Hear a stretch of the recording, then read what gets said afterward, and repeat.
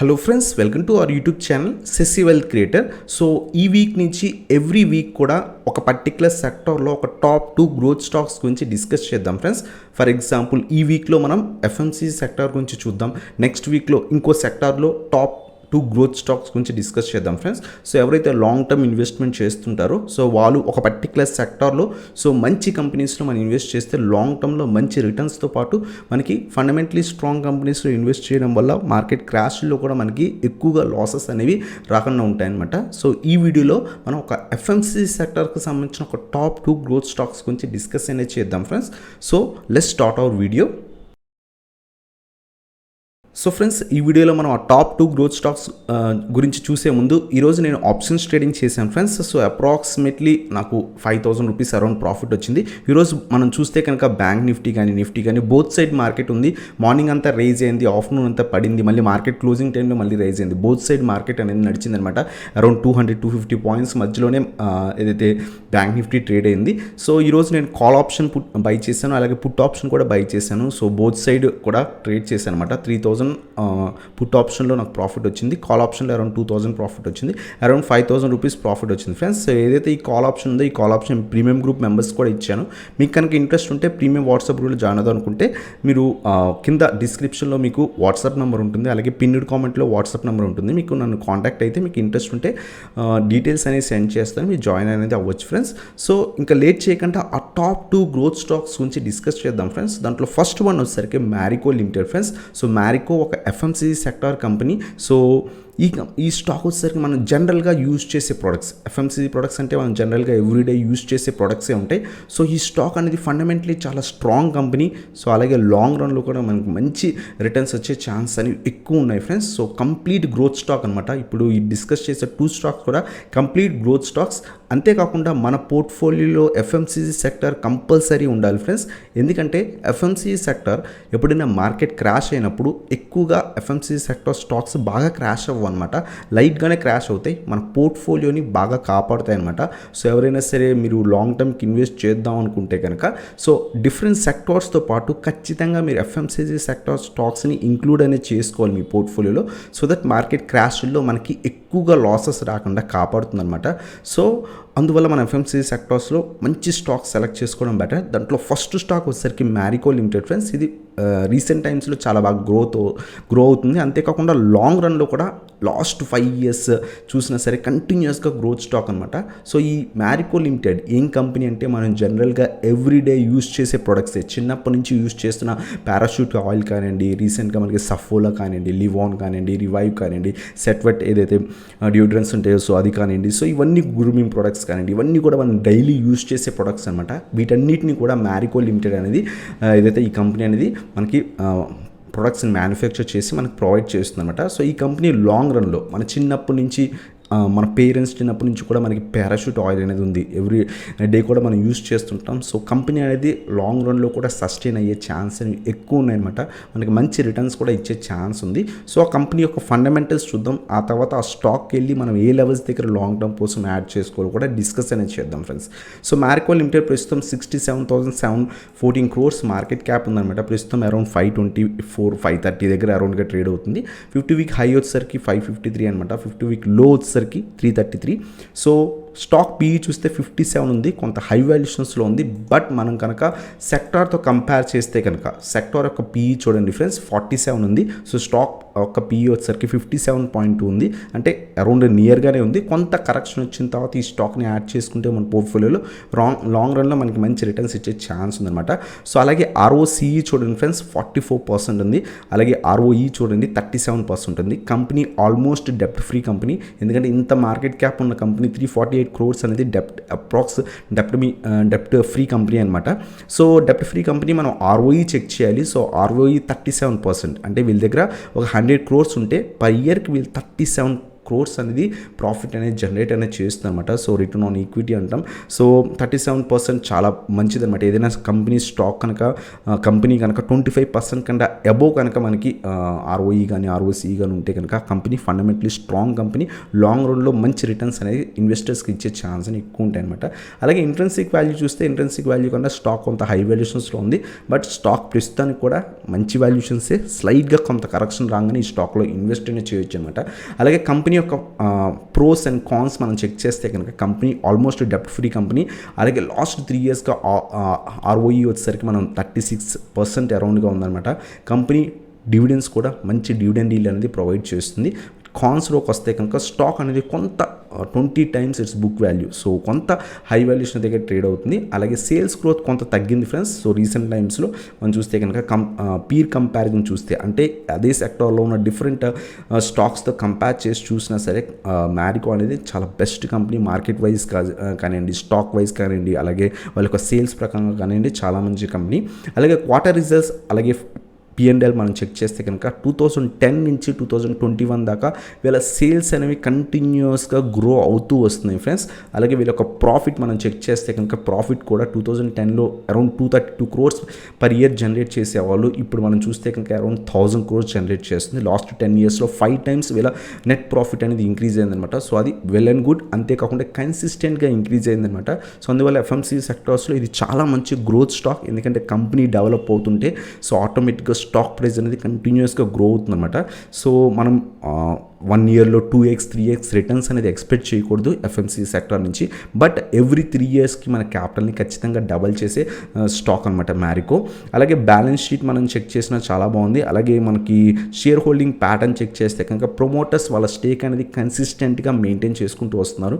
So అలాగే FIS కూడా అరౌండ్గా కన్సిస్టెంట్గా వాళ్ళ స్టేక్ మెయింటైన్ చేసుకుంటూ వస్తుంది. DIS డొమెస్టిక్ ఇన్స్టిట్యూషనల్ ఇన్వెస్టర్స్ కూడా స్టేక్ కంటిన్యూస్గా కన్సిస్టెంట్గా మెయింటైన్ చేసుకుంటూ వస్తున్నారు. అలాగే మనకి పబ్లిక్ కూడా వాళ్ళ స్టేక్ అనేది కంటిన్యూస్గా సేమ్ అలాగే మేనేజ్ చేసుకుంటూ వస్తున్నారు అనమాట. సో ఇది షేర్ హోల్డింగ్ ప్యాటర్న్. అలాగే మనం ప్రమోటర్స్, మ్యూచువల్ ఫండ్స్ అవన్నీ కనుక చెక్ చేసినట్లయితే హోల్డింగ్స్ ఎవరెవరి దగ్గర ఎంతెంత ఉన్నాయని మనం హోల్డింగ్స్ చెక్ చేసినట్లయితే మ్యూచువల్ ఫండ్స్ రీసెంట్గా స్టేక్ అనేది తగ్గించుకుంది. బట్ ఏదైతే ఫారెన్ ఇన్స్టిట్యూషనల్ ఇన్వెస్టర్స్ వాళ్ళ స్టేక్ అనేది కన్సిస్టెంట్గా ఇంక్రీజ్ చేసుకుంటున్నారు ఈ స్టాక్లో. అది one of the good thing అనమాట. అలాగే మనం స్టాక్ చార్ట్స్లోకి వెళ్ళి ఏ లెవెల్స్ దగ్గర ప్రస్తుతం మనం ఇన్వెస్ట్ చేస్తే బెటర్ అనేది చూద్దాం ఫ్రెండ్స్. ప్రస్తుతం స్టాక్ వచ్చేసరికి 525 రూపీస్ దగ్గర అరౌండ్గా ట్రేడ్ అవుతుంది. రీసెంట్గా బాగా ఇంక్రీజ్ అయింది లాస్ట్ 2-3 months నుంచి. ప్రస్తుతం కొంత ప్రాఫిట్ బుకింగ్ జరుగుతుంది. బట్ మనం ఏ లెవెల్స్ దగ్గర ఇన్వెస్ట్ చేయాలో చూసే ముందు ఈ స్టాక్ యొక్క ప్రీవియస్ హిస్టరీ చూద్దాం ఫ్రెండ్స్. సో స్టాక్ మనకి ఏదైతే గ్రోత్ స్టాక్ అన్నాం కదా, సో గ్రోత్ స్టాక్ అంటే కంటిన్యూస్గా మనకి రిటర్న్స్ ఇస్తూనే ఉండాలి.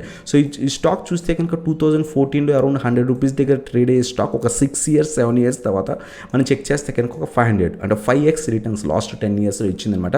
సో మంచి stock, fundamentally strong company. So long రన్లో ఇంకా కూడా మంచి రిటర్న్స్ అనేది ఇచ్చే ఛాన్స్ అనేది ఎక్కువ ఉంది. బట్ రీసెంట్గా కొంత హైక్ ఇచ్చిందనమాట, చాలా బాగా ర్యాలీ ఇచ్చింది. ఎందుకంటే మార్కెట్ బుల్ రన్లో ఉంది కాబట్టి హైక్ ఇచ్చింది. ప్రస్తుతం మేజర్ సపోర్ట్ దగ్గర ట్రేడ్ అవుతుంది. ఒకవేళ ఇది బ్రేక్ అయితే ఇంకా కూడా కంటిన్యూస్గా ఫాలో అయ్యే ఛాన్స్ ఉంది.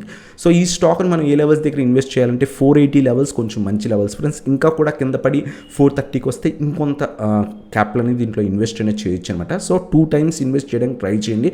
480 లెవెల్స్ చాలా మంచి లెవెల్స్. ఒకవేళ అది కూడా బ్రేక్ అయ్యి కింద పడితే 430 లెవెల్స్ దగ్గర ఇంకొంత క్వాంటిటీ అనేది యాడ్ అనేది చేసుకోవచ్చు అనమాట. సో ఈ స్టాక్లో so one of the best fundamentally strong company. So నా దాంట్లో ఏదైతే మ్యారికో అలాగే నెక్స్ట్ చెప్పే స్టాక్ కూడా ఈ రెండు కూడా నా పోర్ట్ఫోలియోలో ఉన్నాయి. ఎందుకంటే FMCG సెక్టర్ మనకి మినిమం 2 stocks అనేవి ఉండాలి. ఎందుకంటే మార్కెట్ క్రాష్లో మనకి ఇవి చాలా బాగా కాపాడుతాయి అనమాట. ఎక్కువగా పడవు స్టాక్స్.